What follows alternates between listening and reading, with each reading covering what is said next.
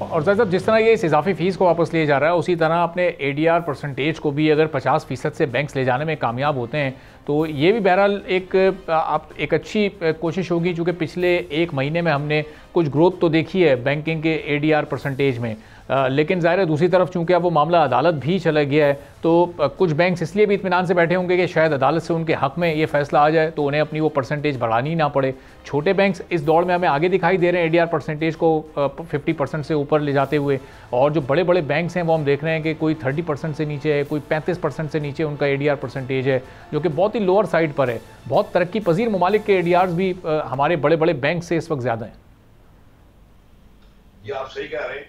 और अगेन वही बात है कि हमारे अगर जो बड़े बड़े बैंक्स हैं जो कि उनका साइज भी बहुत बड़ा है और उनका वॉल्यूम भी बहुत बड़ा है, तो उसमें अगर उनकी परसेंटेज उनको इंक्रीज करनी पड़ती है तो जैसे आपने कहा कि कोई 30% पे है तो कोई 25% पे है, कोई 35% पे है, तो ज़ाहिर है कि उस हिसाब से उन्हें वॉल्यूम भी बहुत बड़ा है उनका, और उस हिसाब से फिर उन्हें उसमें बहुत ज़्यादा स्ट्रगल करनी पड़ेगी। तो लेट अस होप के लिए कोई चीज़ बेहतर हो जाए, लेकिन ये है कि ये पब्लिक की मनी की सिक्योरिटी के लिए रेगुलेटर इस टाइप के कदम उठाता है,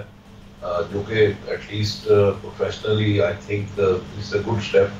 और जहाँ तक छोटे बैंक्स हैं तो उनको जाहिर है कि उनके वॉल्यूम भी कम होते हैं, उस हिसाब से उन्हें अगर